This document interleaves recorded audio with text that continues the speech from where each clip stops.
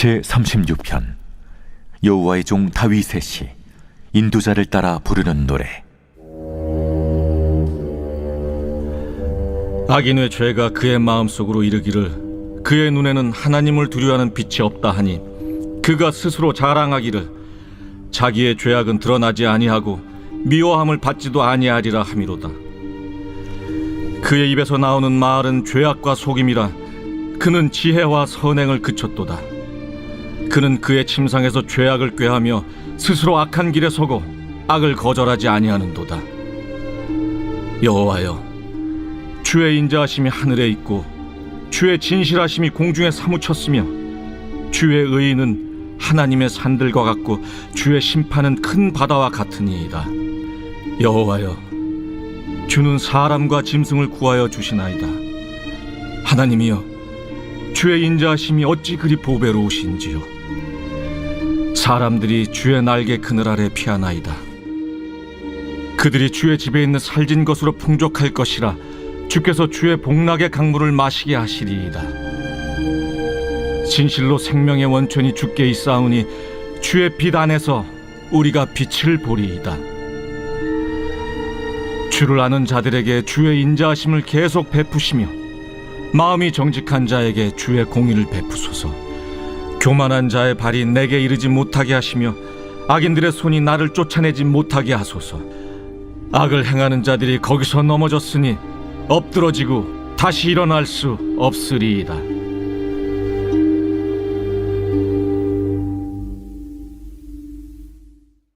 오늘 36편은요, 저의 설교를 상중하로 나눈다면 오늘 설교는 중상입니다. 중상. 상중상. 그러니까 이거를 잘 이해하실 수 있으면 내 성적표가 한 85점 쯤 되겠다 생각하시면 되겠습니다. 이게 잘 이해가 안 된다. 그러면 내가 교회를 더 열심히 다녀야겠구나 이렇게 생각하시면 되겠습니다. 그래서 조금 어려워요. 그런데 주의해서 한번 잘 가보죠. 우리 시편 36편 가보겠습니다. 시편은 총 5권으로 구성되어 있죠.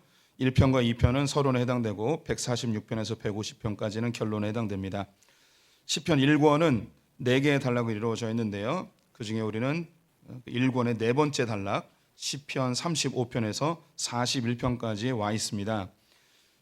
시편 1권의 네 번째 단락은 기도와 응답의 구조로 되어 있는데요. 35편에서 강구한 내용을 36편, 37편에서 응답하고 38편과 39편에서 강구한 내용을 40편에서 41편에서 응답하는 내용으로 편집되어 있습니다.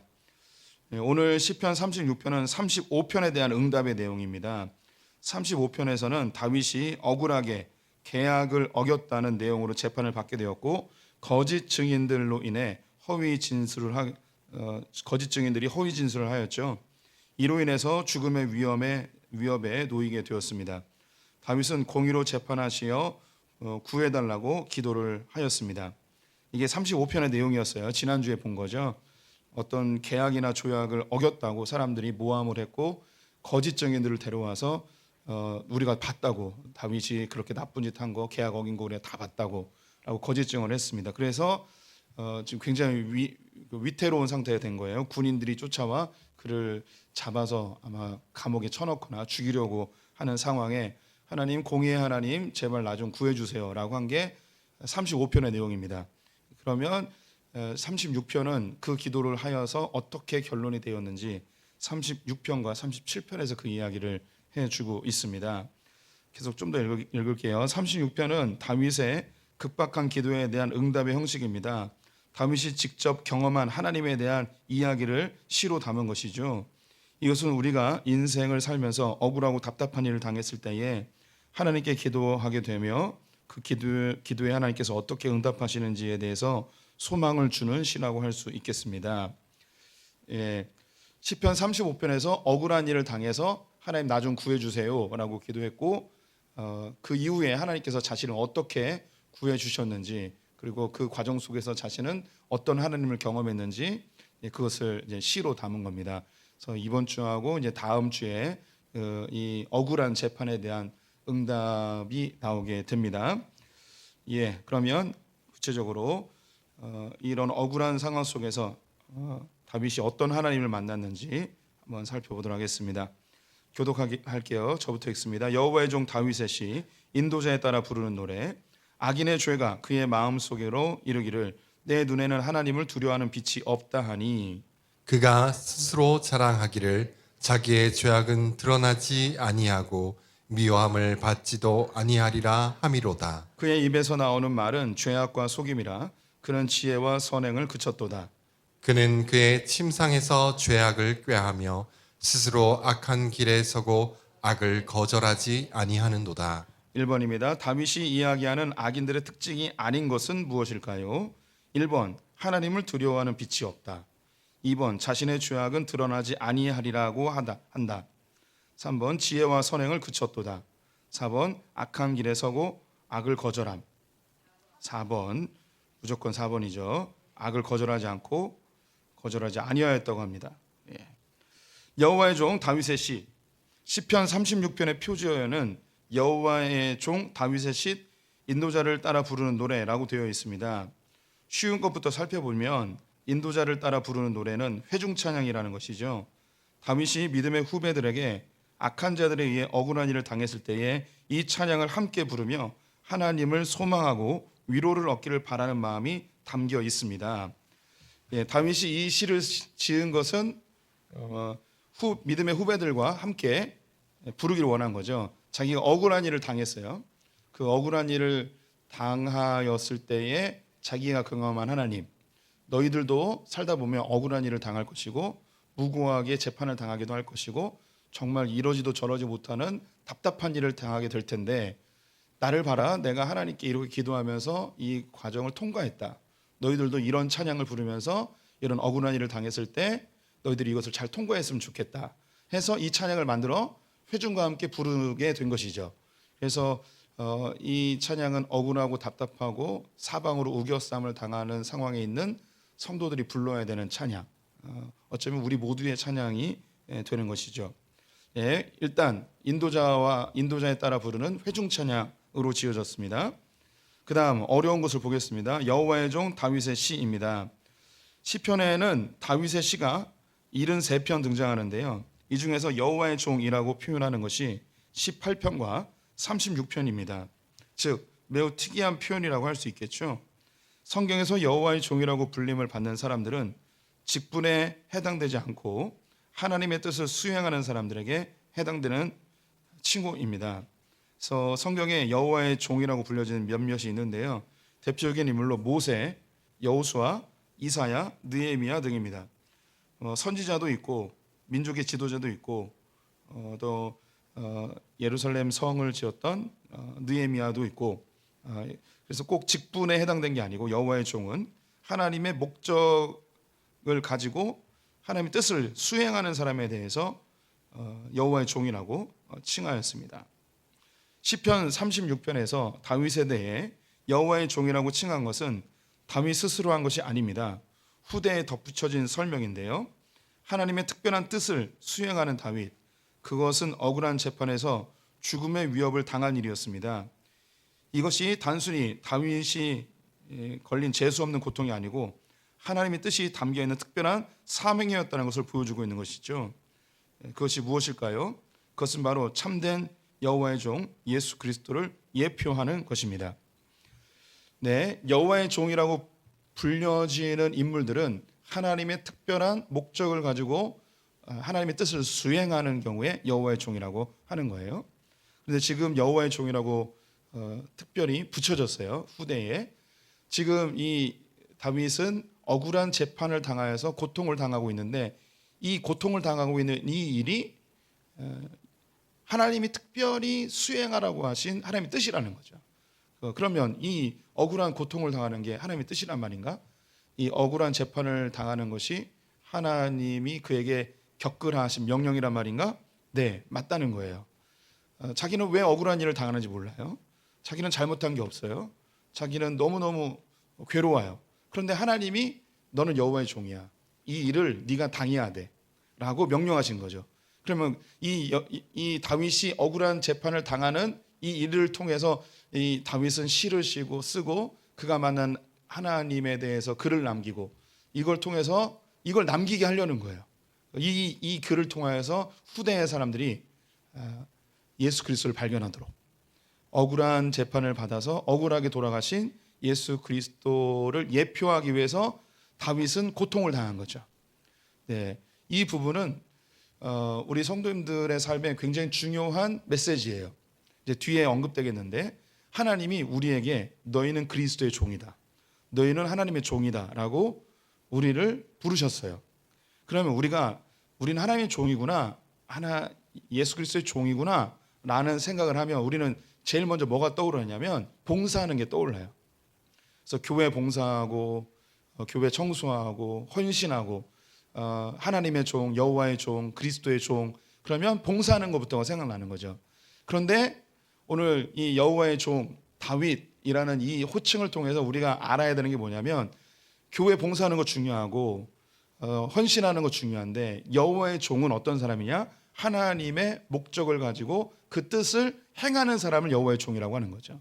그러면 여기 계신 성도님들을 여호와의 종, 그리스도의 종이라 부른다면 어떤 의미가 있냐면 내가 살아가고 있는 내 삶, 내가 겪고 있는 어려움, 내가 당하고 있는 시련, 이 모든 것들이 하나님 안에서 내 삶이 메시지가 되는 거예요. 근데 이 메시지가 누구에게 전달될지 몰라요.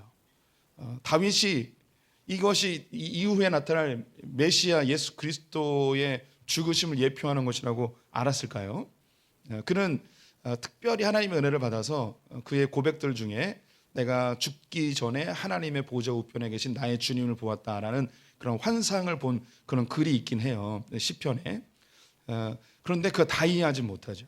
이건 똑같아요.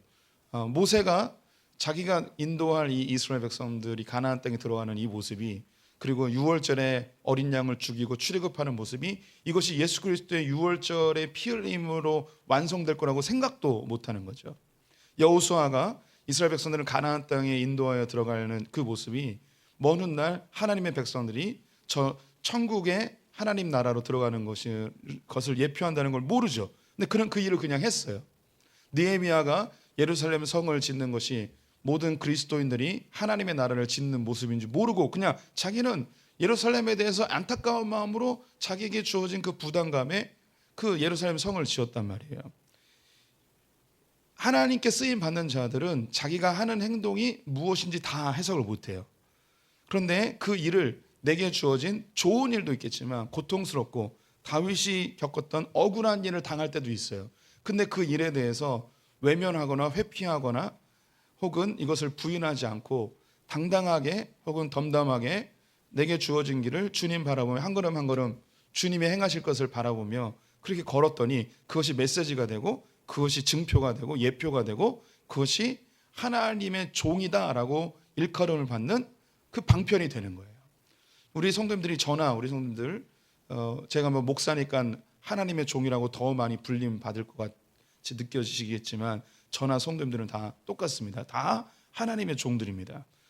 여호와의 종이에요. 그것은 무슨 의미냐? 그냥 교회 봉사하고 헌신하는 거 그게 아니라 내게 주어진 그 삶, 때로는 너무나 답답하고 괴롭고 억울하고 별 의미 없어 보이는 이 삶 사는 것 자체가 우리는 다 이해하지 못하지만 하나님이 내게 살라 하신 우리의 하나님의 종으로서 살아내야 될 우리의 삶입니다. 그래서 알 수가 없어요. 알 수가 없어요.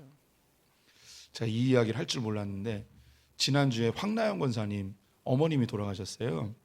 황나영 권사님 어머님은 부천에 있는 교회를 다니셨는데 논현동으로 이사를 오신 거예요. 논현동에 이제 그 교회들이 세워지면서 이제 그 우리 성도님들은 뭐 잘 모르실 텐데 저도 이제 논현동 목사님들 만나면서 알게 됐는데 논현동이 개발되면서 종교 부지가 한 13개인가가 나왔대요. 그래서 이 동네에 있었던 교회들이 그 종교 부지를 얻어서 교회를 건축하게 된 거예요. 그런데 그 교회들이 다 작은 교회들이었죠. 그래서 한 13개 정도 종교 부지를 받았는데 그중에 교회를 실제로 건축한 교회는 2개밖에 없대요. 나머지 교회들은 다른 데 팔거나 뭐 이렇게 된 거죠. 그중에 한 그 종교 부지를 저기 그 숭이 노타리에 있는 한 교회가 여기를 샀어요. 그 교회는 이제 우리가 아는 뭐 알까 모르겠네. 뭐 하나님의 교회에 이렇게 넘기고 일로 왔어요. 네, 예, 일로 왔어요. 예. 그랬는데 이러면서 이제 이미지도 안 좋아지고 거기 담임 목사님이 건축하면서 20억을 횡령해 버렸어요. 예. 그래가지고 막 그 교회가 막 난리가 나고 막 그런 거죠. 그랬는데 그 황대현 권사님 어머님이 이 노년으로 이사 왔는데 그 교회 소식을 들은 거예요. 들어가지고 그 교회가 너무 안타까운 거죠. 아무 상관도 없어요. 집은 부천인데. 그래서 새벽마다 가서 문고리를 잡고 기도를 하셨어요. 이 교회 살려달라고. 이 교회 하나님이 좀 다시 회복시켜달라고. 새벽마다 자기 교회 안 가고 그 교회 가서 성도들도 얼마 없을 때, 예, 그 교회 출신 여기 계세요. 나를 뚫어지게 쳐다보는 한 분이 계세요. 서모 권사님. 등록번호가 뭐 170 몇 번? 176번? 150번? 네. 160번. 네. 그러니까 그 권사님은 그 더 밑에 건물은 뭐 몇십억 들여서 세웠는데 성도들이 100여 명도 안 되는 거예요. 그러니까 이거 뭐 걱정이 되는 거죠. 소문은 안 좋고 목사님은 돈에 먹고 도망가 버리고. 그러니까 가서 기도하신 거예요. 그러다가 하나님이 감동 주셔가지고 그 교회 등록해 버리셨어요. 그리고 새벽마다 기도하고. 저는 몰랐어요. 지금 그 교회는 노년에서 제일 큰 교회가 됐어요. 저는 잘 모르지만 제가 지난주 황라영 권사님의 어머님 장례식을 통해서 제가 느낀 게 그 교회가 잘 된 건 이 권사님 때문이다. 저는 뭐 하나님이 어떻게 평가할지 모르겠지만 내가 아는 정보는 그거밖에 없으니까 또 누군가 기도할 수도 있었겠죠. 그 교회를 위해서 자기 교회도 아닌데 문고리 잡고 기도했던 성도 100명도 안 될 때부터 그 숭이 로타리에서 넘어온 사람도 얼마 안 됐을 때 소문이 막 안 좋고 그런데 교회가 욕을 먹고 망가지고 이런 모습에 너무 안타까워하는 그런 분들. 예, 그분이 이 교회가 이렇게 잘 그렇게 부흥할 거라고 누가 생각했겠습니까? 네. 예, 장례식장 가서 그 교회 목사님 만나서 이렇게 악수도 하고, 예, 논현동에서 제일 큰 목사님하고 악수했어요. 논현동에서 제일 큰 목사님과 한국에서 제일 훌륭한 목사님과의 뜻깊은 만남이었다 이렇게 이야기할 수 있겠죠. 나를 만난 그 목사님이 더 행복해하는 것 같았어요. 네, 우리 다 여호와의 종이에요. 네, 여호와의 종은 봉사 열심히 하는 자들이 아니고 하나님이 살라 하신 그 삶을 충성스럽게 살아내는 자들이 여호와의 종입니다. 다윗이 그 삶을 살았어요. 그래서 하나님은 믿음의 후배들을 통해서 여호와의 종 다윗이라고 칭함을 얻게 한 것이죠. 예, 그렇다면 다윗이 여호와의 종의 예표가 된다면 참된 여호와의 종으로 오신 예수 그리스도가 그것을 완성해 내겠죠. 그래서 구약에 보면 오실 여호와의 종에 대한 예언의 구절들이 많이 있습니다. 그 중에 몇 가지를 준비해 봤는데요. 제가 구약을 읽으면 성도님들이 신약을 읽어봐 주세요. 이사야 42장 1절 내가 붙드는 나의 종 내 마음에 기뻐하는 자 곧 내가 택한 사람을 보라 내가 나의 영을 그에게 주었은즉 그가 이방에 정의를 베풀리라.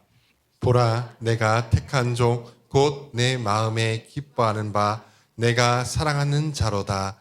내가 내 영을 그에게 줄 터이니 그가 심판을 이방에 알게 하리라. 이사야 49장 3절 내게 이르시되 너는 나의 종이요 내 영광을 내 속에 나타낼 이스라엘이라 하셨느니라. 이는 만민 앞에 예비하신 것이요 이방을 비추는 빛이요 주의 백성 이스라엘의 영광이니이다 하니. 이사야 50장 5절 6절 주 여호와께서 나의 귀를 여셨으므로 내가 거역하지도 아니하며 뒤로 물러가지도 아니하며 나를 때리는 자들에게 내 등을 맡기며 나의 수염을 뽑는 자들에게 나의 뺨을 맡기며 모욕과 침뱉음을 당하여도 내 얼굴을 가리지 아니하였느니라. 어떤 사람은 그에게 침을 뱉으며 그의 얼굴을 가리고 주먹으로 치며 이르되 선지자 노릇을 하라 하고 하인들은 손바닥으로 치더라.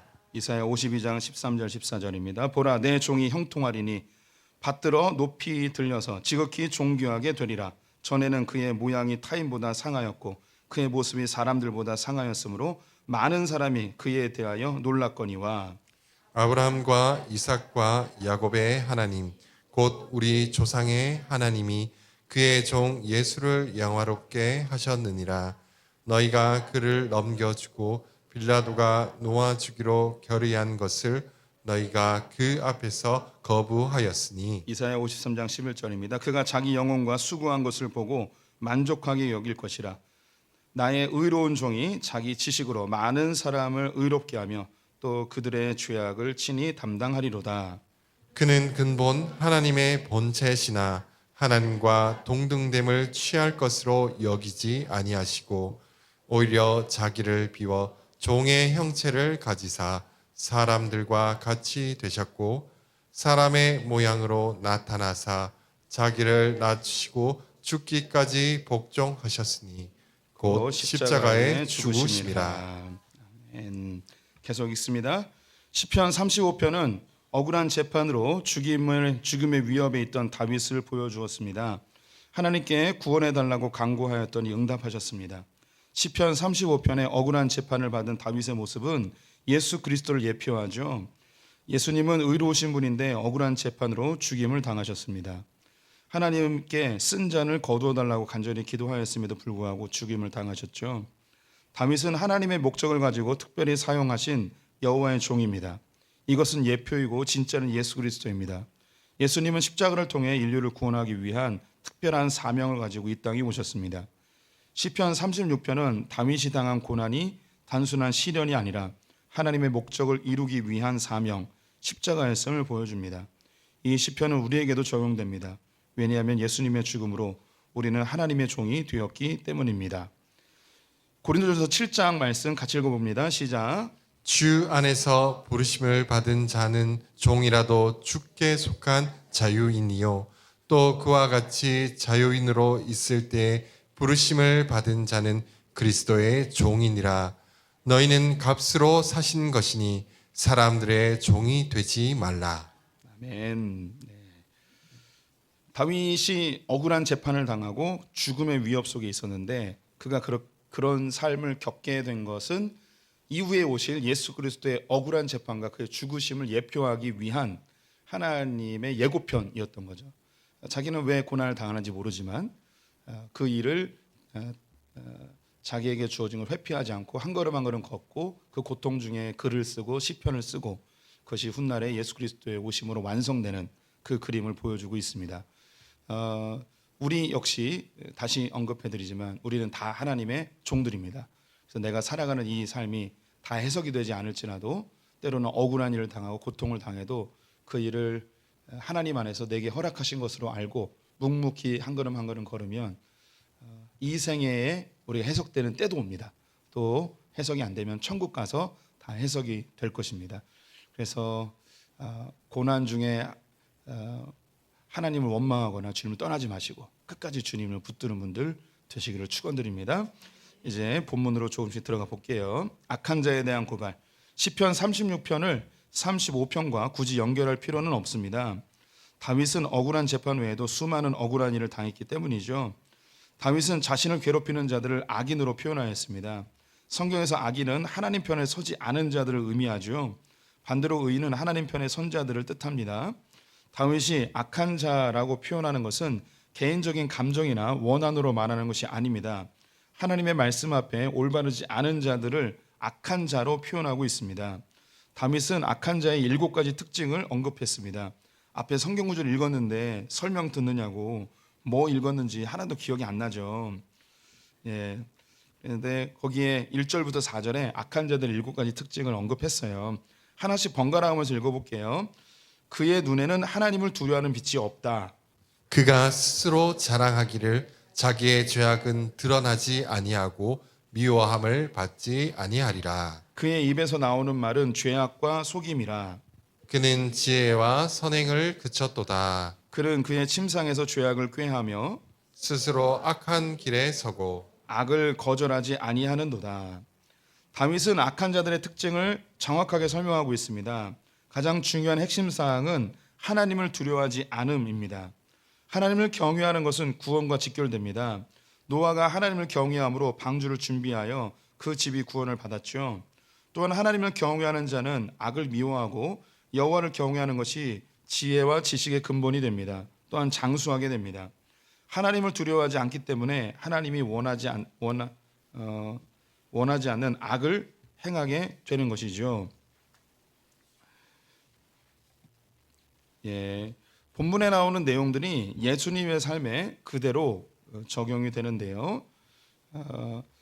7가지 악인들의 특징이 있었는데 다윗의 삶이 예수님을 예표한다고 하지 않았습니까? 예수님이 재판의 과정 속에서 그 악한 자들의 특징이 그대로 드러나게 되었습니다.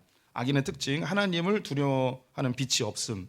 종교 지도자들은 하나님을 말로는 섬기지만 실제로는 하나님보다 사람의 인정을 두려워했습니다. 진리 앞에서도 하나님보다 자기 체면과 기득권을 선택했죠. 악인의 특징, 자기 자신은 드러나지 않고 자기 죄악은 드러나지 않고 미움받지 않을 거라고 착각함. 대제사장 가야바는 한 사람이 백성을 위하여 죽는 것이 유익하다라며 예수님을 죽이는 것을 정당화했습니다. 자신들의 음모가 드러나지 않을 거라고 착각했죠. 바리새인들은 자신의 의로 가득 차 있었습니다. 속임과 죄악의 말, 종교 지도자들은 거짓 증인을 세워 예수님을 고소했습니다. 유다와 사내들이는 은밀한 거래로 속였고 군중들도 그를 십자가에 못 박으라고 외치며 선동에 동참하였습니다. 지혜와 선을 그침, 바리새인과 서기관들은 율법의 핵심인 긍휼과 정의를 버리고 정치적 계산만 하였습니다. 진정한 선이신 예수님을 제거하려는 그들의 행위는 하나님 없는 지혜였습니다. 침상에서 죄악을 꾀함, 종교 지도자들은 밤에 몰래 예수를 체포하고 새벽에 재판으로 몰고 갔습니다. 완전히 계획된 음모였습니다. 스스로 악한 길에 서고 예수를 빌라도에게 넘기며 무죄한 피 흘리기를 선택합니다. 선을 버리고 폭력과 거짓의 길로 나아간 것이죠. 악을 거절하지 않음. 빌라도는 예수의 무죄를 알면서도 군중의 압력에 굴복합니다. 대제사장들은 우리가 가야바 외에는 왕이 없다라며 하나님을 부인하기도 하였습니다. 스스로 악을 받아들이게 된 것이죠. 이렇게 다윗이 자신을 공격하는 악인들의 특징을 이야기를 했는데요. 이것이 예수 그리스도의 십자가의 사건에서 그대로 성취가 되었습니다. 오늘 조금 어렵다고 했죠. 어려워하는 기운이 막 느껴져요. 5절부터 10절 교독합니다. 여호와여 주의 인자하심이 하늘에 있고 주의 진실하심이 공중에 사무쳤으며 주의 의는 하나님의 산들과 같고 주의 심판은 큰 바다와 같으니이다. 여호와여 주는 사람과 짐승을 구하여 주시나이다. 하나님이여 주의 인자하심이 어찌 그리 보배로우신지요. 사람이 주의 날개 그늘 아래 피하나이다. 그들이 주의 집에 있는 살진 것으로 풍족할 것이라. 주께서 주의 복락의 강물을 마시게 하리이다. 진실로 생명의 원천이 주께 있사오니 주의 빛 안에서 우리가 빛을 보리이다. 주를 아는 자들에게 주의 인자하심을 계속 베푸시며 마음이 정직한 자에게 주의 공의를 베푸소서. 2번입니다. 하나님은 주의 인자하심을 누구에게 계속 베푸시나요? 대답을 크게 하셔서 감사합니다. 주를 아는 자에게 주의 인자하심이 계속 베풀어집니다. 하나님의 은혜에 대한 이야기입니다. 다윗은 1절에서 4절에서 악인의 실체와 내면의 부패를 적나라하게 묘사했습니다. 다윗은 악인들에게 억울한 일을 당하면서 그들에 대한 본질적 문제를 살핀 것이죠. 단지 자신을 싫어하거나 자신과 원수가 된 것이 아니라 그들이 하나님을 두려워하지 않음으로 발생하는 일들임을 발견한 것입니다. 이것은 우리 그리스도인들에게도 매우 중요한 교훈인데요. 종종 그리스도인들은 세상으로부터 억울한 일을 당하게 됩니다. 이때 우리는 분노하거나 원수 갚으려 하지 않을 수 있습니다. 그들 안에 있는 본질적 죄성 때문이라는 것을 알고 있기 때문이죠. 이때 어떻게 해야 할까요? 다윗은 5에서 10절에서 그 답을 제시합니다. 그것은 바로 하나님의 성품과 은혜를 바라보는 것입니다. 이 부분도 중요한 부분인데요. 다윗이 억울한 일을 당했어요. 악한 자들로부터 공격을 당했어요. 죽음의 위협이 있었어요. 이 삶은 다윗에게 한두 번 있었던 게 아니고 아주 어린 시절부터 그가 죽기 바로 직전까지 끊임없는 악인들의 공격을 받았습니다. 어린 시절에는 부모님과 형들로부터 또 젊은 시절에는 다윗을 쫓아다닌 사울이 있었고요. 또 그가 왕이 되었을 때는 압살롬이 그를 죽이려 하였고 또 그가 노년에는 솔로몬을 대신하여서 아도니아라는 왕자가 왕위에 오르려 하는 이런 일들도 있었습니다. 계속해서 자기를 공격하는 세력들이 있었죠. 이때에 성경을 보면 다윗이 하나님 앞에 막 그 분노 섞인 기도를 하고 하지만 그의 인격이 파괴되질 않아요. 그는 심지어 사울이 그렇게 자기를 죽이려 했음에도 불구하고 사울을 2번이나 살려주는 일이 있었고요.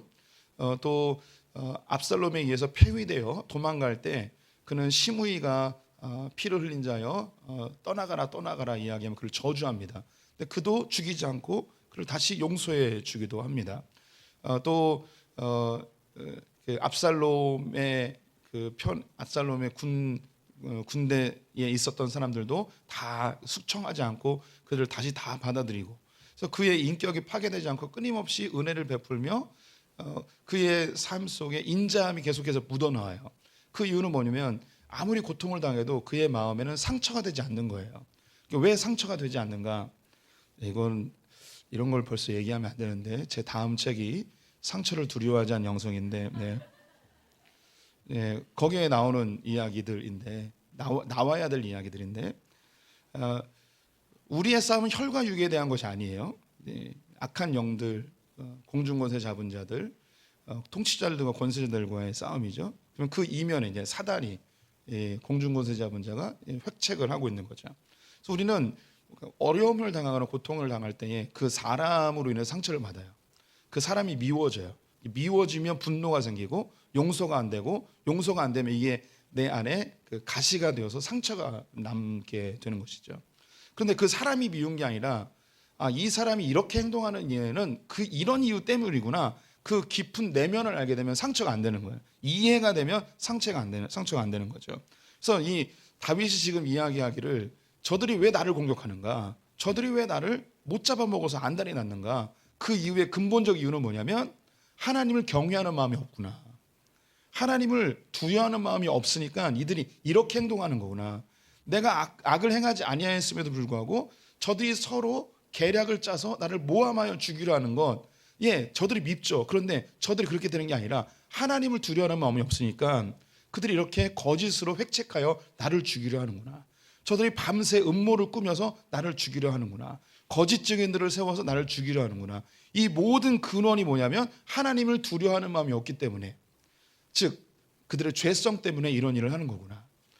그래서 성경에 나오는 믿음의 선배들이 스데반이 죽을 때에 하나님 저들의 죄를 저들에게 돌리지 말아 주십시오 라고 할 수 있는 거예요. 예수님도 그를 죽이는 수많은 군중들, 자기에게 환호성을 외쳤던 그들이 갑자기 폭도들로 변한 그 모습을 보면서 하나님 저들이 하는 짓이 뭔지 모릅니다 하는 거죠. 그래서 이 믿음의 선배들이 그 마음속에 인격이 파괴되지 아니하고 여전히 하나님의 은혜 가운데 머물며 그 고통을 혹은 시련을, 억울한 일을 당하면서도 그 길을 묵묵히 걸을 수 있었던 것, 그는 사람이 어떤 존재인지 이해하기 때문이에요. 하나님을 경외하지 아니함으로 이런 일이 발생하는 거구나 라는 걸 알게 된 거죠. 우리 성도님들께서도 이제 인간관계 속에서, 이제 교우들 속에서 그 사람이 이해되어지면 상처가 되지 않아요. 그리고 그런 악한 행동들을 하는 그 이면 속에 그들의 죄성, 하나님을 두려워함이 없는 것, 이런 것을 발견하게 되면 저들이 하나님을 두려워하지 않기 때문에 이런 일을 하는 거구나. 그러면 그 다음에 어떻게 되는가? 저 사람하고 싸울 필요가 없고 저 사람과 원수 될 필요가 없고, 이제 다윗이 답을 알려주는 거예요.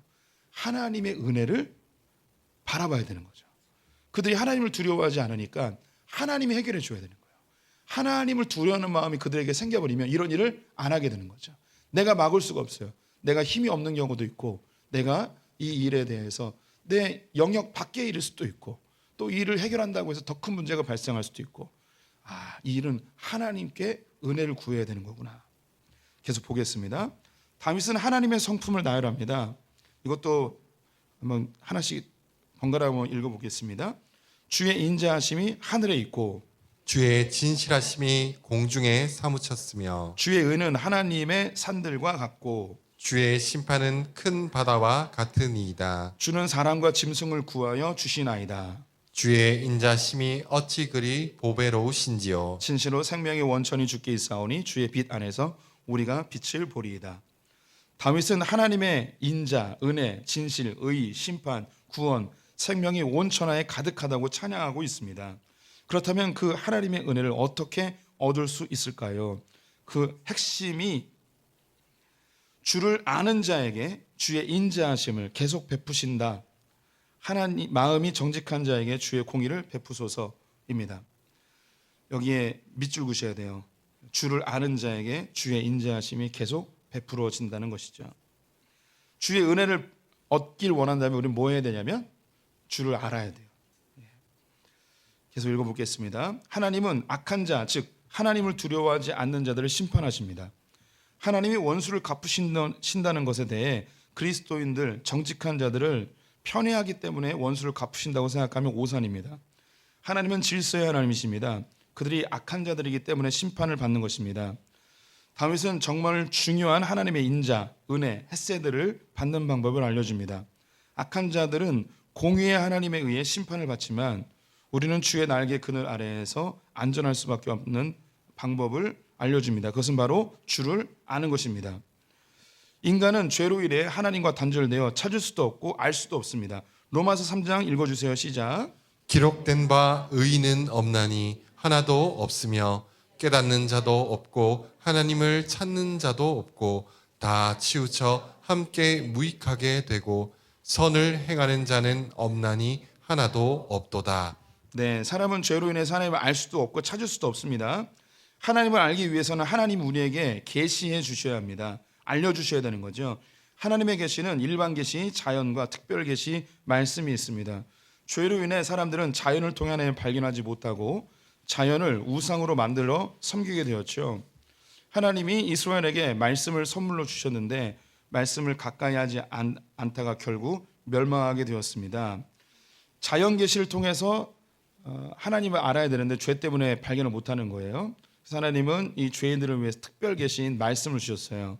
이 말씀을 이스라엘 민족에게 전해주셨죠. 이 말씀을 통해서 세계 열방 가운데 하나님을 드러내길 원하셨던 제사장 나라 만들고 싶었던 것인데 그들은 하나님의 말씀을 가까이 하지 않다가 결국 멸망하게 되었습니다. 멸망할 때 호세아 선지자가 이런 이야기를 했어요. 호세아 6장 한번 읽어주세요. 시작. 나는 인애를 원하고 제사를 원하지 아니하며 번제보다 하나님을 아는 것을 원하노라. 네, 하나님은 열심히 제사 지내는 것보다 하나님을 아는 것을 더 원하신다고 합니다. 결국 이스라엘은 하나님을 아는 지식이 없어 망하게 되었습니다. 안타까우신 하나님은 말씀이 육신을 입고 이 땅에 보내시죠. 그분이 바로 예수 그리스도이십니다. 예수 그리스도를 영접하면 하나님을 알게 됩니다. 요한일서 5장 읽어주세요. 시작. 또 아는 것은 하나님의 아들이 이르러 우리에게 지각을 주사 우리로 참된 자를 알게 하신 것과 또한 우리가 참된 자 곧 그의 아들 예수 그리스도 안에 있는 것이니 그는 참 하나님이시오 영생이시라. 네, 예수 그리스도를 통해서만 하나님을 알 수가 있습니다. 그를 영접하는 자는 참된 하나님을 알게 되는 거죠. 내가 곧 길이요 진리요 생명이니 나로 말미암지 않고는 아버지께로 올 자가 없다고 이야기를 하였습니다. 하나님은 누구에게 은혜를 베푸시냐면 하나님을 아는 자에게 은혜를 베푸세요. 그러면 하나님을 어떻게 알 수 있는가? 말씀을 통해 알 수 있어요. 이 말씀이 육신을 입고 오셨는데 예수님이에요. 예수님을 영접한 자들만이 하나님을 알 수가 있어요. 네, 계속 읽습니다. 우리는 예수 그리스도를 영접함으로 하나님의 자녀가 되는 권세를 얻게 되었습니다. 이제 하나님 우리 아버지이심을 알게 되었죠. 아버지는 아들된 우리에게 자신이 누구인지 끊임없이 알려주십니다. 이 얼마나 놀라운 일입니까? 그래서 바울은 이렇게 선포합니다. 이르시되 내가 은혜 베풀 때에 너희에게 듣고 구원의 날에 너희를 도왔다 하셨으니 보라 지금은 은혜 받을 만한 때요 보라 지금은 구원의 날이로다. 예수 그리스도가 오심으로 이제 우리는 은혜 받을 만한 때를 살아가고 있습니다. 그래서 우리가 하나님을 알고 예수를 알면 끊임없이 주님 우리에게 은혜를 베풀어 주십니다. 11절 12절 성도님들 읽어주세요. 시작. 교만한 자의 발이 내게 이르지 못하게 하시며 악인들의 손이 나를 쫓아내지 못하게 하소서. 악을 행하는 자들이 거기서 넘어졌으니 엎드러지고 다시 일어날 수 없으리다. 3번입니다. 악을 행하는 자들은 넘어지면 어떻게 되나요? 다시 일어날 수 없습니다. 악한 자들의 결말. 다윗은 억울한 상황에서 간구했습니다. 교만한 자들의 발이 내게 이르지 못하게 하시며 악인들의 손이 나를 쫓아내지 못하게 하소서. 다윗은 하나님의 성품을 알고 있었습니다. 하나님이 어떤 분인지 아는 자들에게 하나님은 은혜를 베푸십니다. 우리가 아는 것이 믿음이 되어 흔들리지 않으면 반드시 하나님은 은혜로 역사하십니다. 예수님은 가장 억울한 일을 당하셨습니다. 하나님의 은혜를 끝까지 간구하였지만 십자가에서 죽으셨죠. 하지만 그것이 끝이 아니었습니다. 악을 행하는 자들은 넘어져 엎드려져도 다시 일어날 수 없습니다. 하지만 예수님은 부활하십니다. 그리고 하나님을 아는 우리들도 죽은 듯 하지만 다시 살아나게 됩니다. 허물로 죽은 우리를 그리스도와 함께 살리셨고 또 함께 일으키사 그리스도 예수 안에서 함께 하늘에 앉으시니 그 은혜의 지극히 풍성함을 오는 여러 세대에 나타내려 하심이라. 아멘. 우리가 살면서 억울하고 답답한 일을 당할 때가 있습니다. 이때에 몇 가지를 생각해야 되는데 여호와의 종 다윗을 떠올려야 합니다. 이 일은 하나님께서 나로 하여금 겪게 하신 일, 내가 이 일을 통해서 하나님이 뜻하신 바를 이루시기 위하여 이 일을 겪게 하시는 거구나 라는 거죠.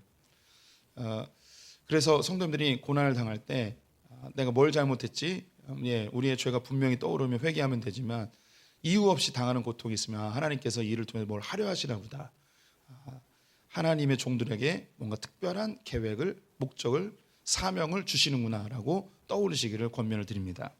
또 악한 자들이 나를 공격하고 나에 대해서 비난하고 나를 억울하게 할 때에 그 사람과 원수되는 것이 아니고 그들이 하나님을 두려워하지 아니함으로 이 일을 할 수밖에 없구나. 해서 그들에 대하여서 상처를 받거나 이 일에 대하여 분노하지 않고 이 악한 자들을 바라보는 그 분노의 시선을 하나님께로 돌려야 되죠. 하나님께서 은혜를 베푸시면 이 모든 것들이 해결되어짐을 바라봐야 됩니다. 그러면 누가 이 은혜를 받을 수 있는가? 하나님을 아는 자들. 그래서 우리 하나님을 알기를 힘써야 합니다. 이 하나님을 알 수 있는 방법은 예수 그리스도를 통해서만 알 수 있죠. 그래서 예수를 닮아가고 예수의 십자가를 쫓아가고 예수의 제자가 되기 위해서 애쓰는 것. 이것은 단순히 종교 행위가 아니고 하나님을 알아가는 거예요. 그 하나님을 아는 자들에게 은혜를 베풀어 주십니다. 이 하나님을 알아 은혜를 받는 자들은 죽은 듯하여도 다시 일어나게 되어 있습니다.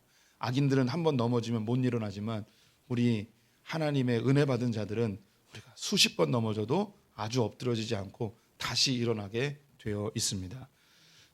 우리는 끝까지 하나님 은혜에 붙들면 됩니다. 어떤 고난을 당하든 어떤 시련을 만나든 어떤 억울한 일을 당하든 우리의 시선을 그 악한 자들의 그 상황에 두지 말고 우리에게 은혜 베푸실 그 하나님께 우리의 시선을 더 고정하시기를 축원드립니다. 기도합니다. 하나님,